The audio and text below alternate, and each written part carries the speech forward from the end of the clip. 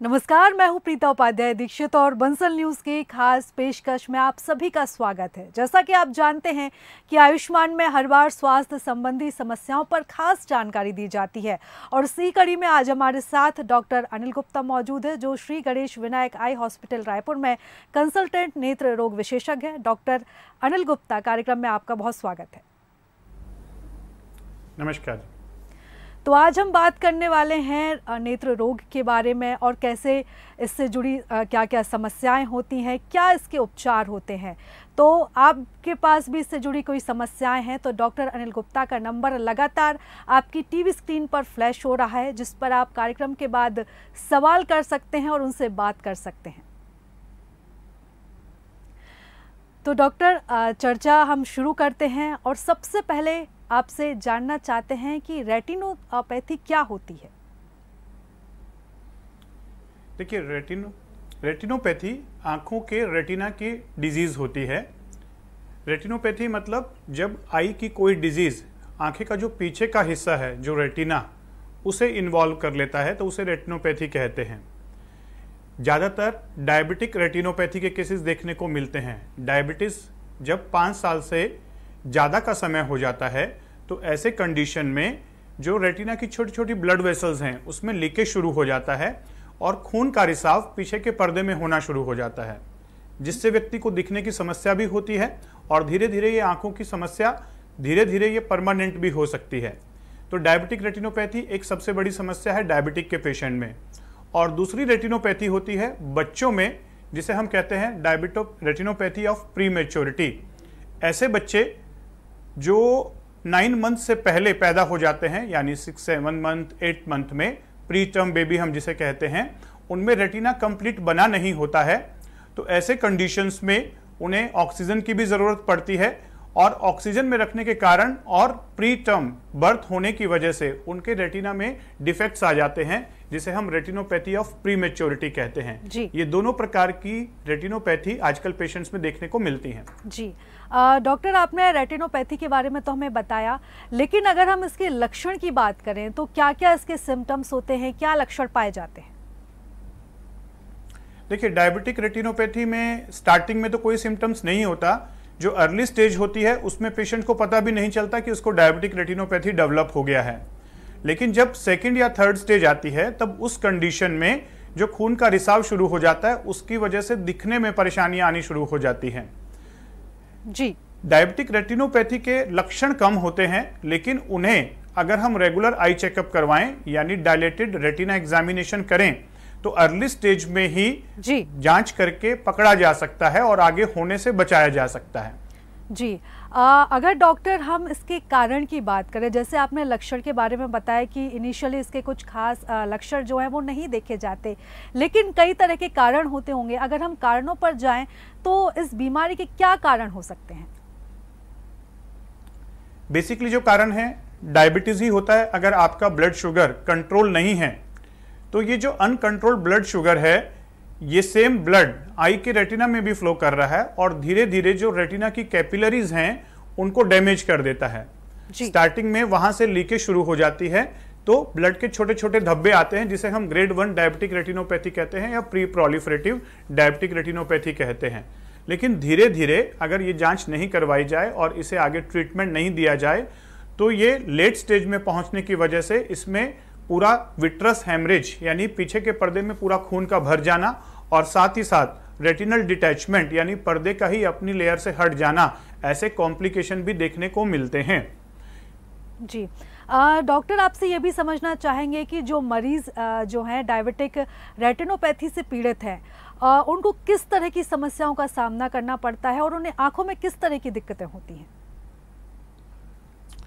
देखिए, basically diabetic के जो पेशेंट्स होते हैं उन्हें सबसे पहले तो आंखों में कई बार बार चश्मे का नंबर चेंज होना, वो एक प्रॉब्लम आती है कि उनका जो चश्मे का नंबर है हर 6 महीने में, 8 महीने में, साल भर में चेंज होना शुरू हो जाता है अगर उनका डायबिटीज कंट्रोल नहीं है, क्योंकि अनकंट्रोल्ड डायबिटीज कॉर्निया के अंदर एडिमा पैदा करता है।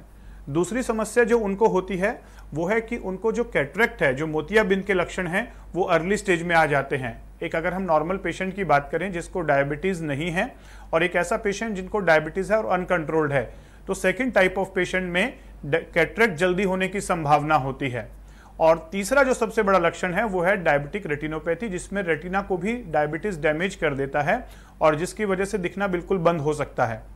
इन तीनों ही चीजों में सबसे पहले तो डायबिटिक पेशेंट को यही ध्यान रखना है कि मुझे रेगुलर वे में साल में एक बार जरूर आईज चेकअप करवाना है, और नॉर्मल आई चेकअप नहीं, चश्मे के नंबर के साथ साथ उन्हें डायलेटेड रेटिना एग्जामिनेशन करवाना है, जिससे यह पता लगाया जा सके कि रेटिना में कोई डायबिटीज की वजह से डैमेज तो नहीं हो रहा है और ये ग्रेड 1 या ग्रेड 2 डायबिटिक रेटिनोपैथी डेवलप तो नहीं हो रहा है।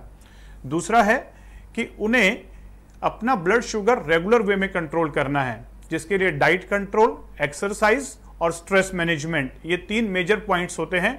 अगर आप अपने मेडिसिन अच्छे से लेते रहेंगे, लाइफस्टाइल अच्छा रखेंगे, डाइट कंट्रोल रखेंगे, तब उस कंडीशंस में आपका शुगर इंक्रीज नहीं करेगा। और अगर आपका ब्लड शुगर कंट्रोल है तो फिर आपको डायबिटिक रेटिनोपैथी से घबराने की जरूरत नहीं है। बिल्कुल। डॉक्टर अनिल, जैसा कि आपने बताया कि रेगुलर बेसिस पर चेकअप कराना ज़रूरी होता है, उसी के साथ डाइट और फिटनेस का भी ध्यान रखना ज़रूरी होता है, लेकिन अगर हम इस बीमारी के अगर चरणों की बात करें तो वो कौन से चार चरण इस बीमारी के होते हैं? देखिए, डायबिटिक रेटिनोपैथी में अर्ली स्टेजेस में तो कुछ भी पता नहीं चलता है, जिसको हम अर्ली स्टेजेस कहते हैं, अर्ली डायबिटिक रेटिनोपैथी। फिर जो है ग्रेड 1 डायबिटिक रेटिनोपैथी, जहां पर बहुत ही हल्के हल्के लक्षण नजर आते हैं, जिसे भी पेशेंट को पता नहीं चलता, उसे हम डायलेटेड फंडस एग्जामिनेशन के द्वारा ही डिटेक्ट कर पाते हैं। और फिर थर्ड स्टेज है जहां पर खून का रिसाव शुरू हो जाता है, वहां पर विजन हैम्पर होना शुरू हो जाता है और पेशेंट को दिखने में प्रॉब्लम आनी शुरू हो जाती है।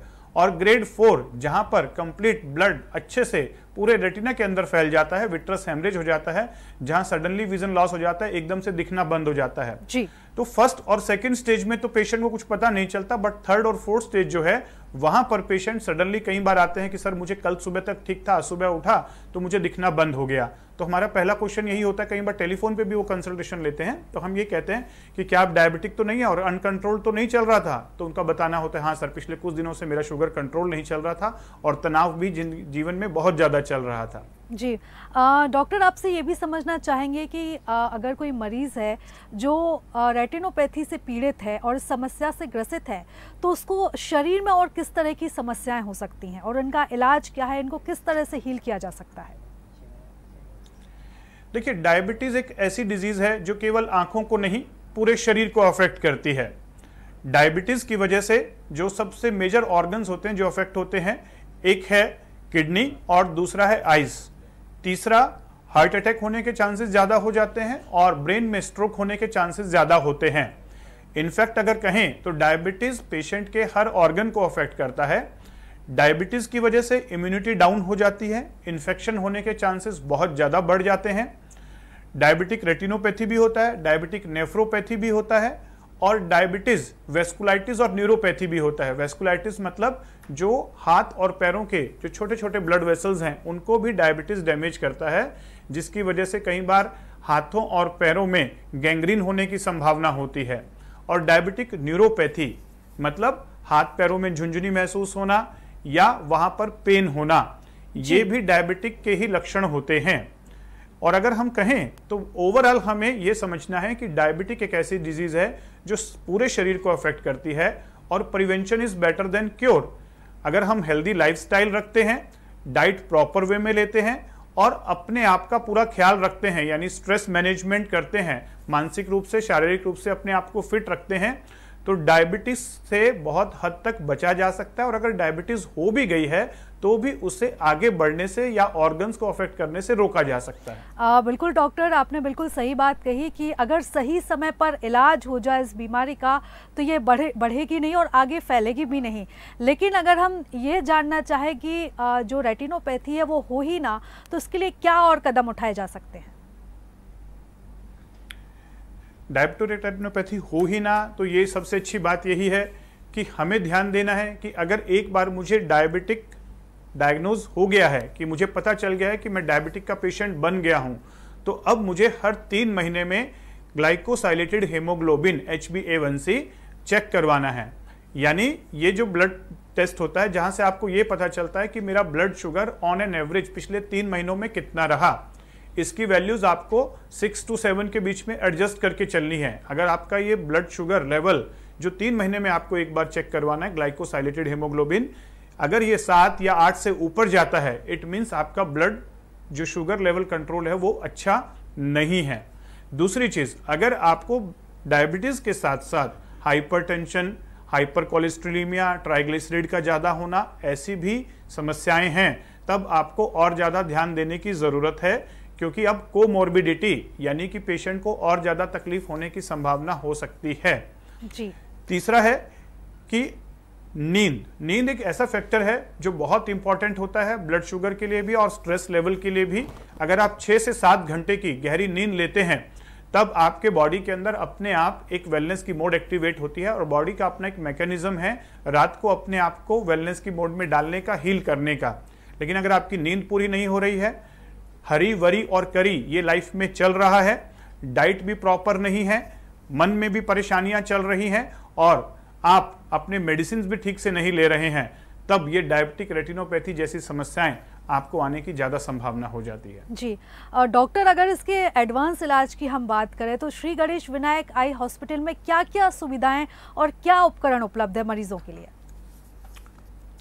देखिए, डायबिटिक रेटिनोपैथी में जो इनिशियल एग्जामिनेशन होता है वो फंडस टेस्ट होता है, लेकिन हमें एक टेस्ट होता है एंजियोग्राफी। जैसे आपने सुना होगा कार्डियक एंजियोग्राफी, हार्ट का एंजियोग्राफी, जहां पर हम डाई डालकर देखते हैं कि धमनियां बंद तो नहीं हो गई हैं।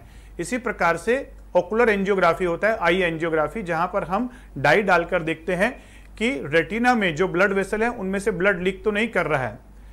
जो डाई दी जाती थी उसकी वजह से कई बार एलर्जिक शॉक होने का चांसेस होता था। श्री गणेश विनायक आई हॉस्पिटल में हमने digital OCT angiography machine implant किया है, जिसके द्वारा बिना इंजेक्शन के, बिना डाई के हम यह देख सकते हैं आई के अंदर में कि डायबिटिक रेटिनोपैथी की वजह से कहीं लीकेज तो नहीं है। तो ये एक बहुत इंपॉर्टेंट स्टेप है श्री गणेश विनायक आई हॉस्पिटल का डायबिटिक रेटिनोपैथी के मैनेजमेंट में। दूसरी चीज है लेजर्स। अर्ली स्टेज में ही डायबिटिक रेटिनोपैथी के जब लक्षण मिलते हैं तो हम लेजर के द्वारा वहां पर ब्लॉकेज करते हैं। तो जहां पे खून का रिसाव है वहां पर लेजर करके डायबिटिक रेटिनोपैथी को आगे बढ़ने से बचाया जा सकता है। और थर्ड पार्ट होता है जब खून का रिसाव हो जाता है, विट्रस हेमरेज हो जाता है या प्रोलिफरेटिव रेटिनोपैथी हो जाती है, तब श्री गणेश विनायक आई हॉस्पिटल में हमने एडवांस विट्रेक्टमी मशीन्स हैं, जहां पर रेटिना के अंदर से उस ब्लड की सफाई की जाती है और साथ ही साथ इंट्रा ऑपरेटिव लेजर किए जाते हैं कि जहां से लीकेज होने की फ्यूचर में संभावना ही ना बचे। तो डायबिटिक रेटिनोपैथी के लिए डायग्नोस्टिक और थेरेप्यूटिक जो वर्ल्ड क्लास मशीनें हैं वो सारी श्री गणेश विनायक आई हॉस्पिटल में उपलब्ध हैं। बिल्कुल डॉक्टर, तमाम तरह की सुविधाएं यहाँ मरीजों को दी जाती है जिससे उनका समय भी बचे और उनको सही इलाज मिल सके। फिलहाल आपका बहुत शुक्रिया, आप हमारे साथ जुड़े और इस बीमारी के बारे में हमसे विस्तार से चर्चा की। Thank you very much. और फिलहाल आयुष्मान के सेगमेंट में इतना ही, दीजिए इजाजत, नमस्कार।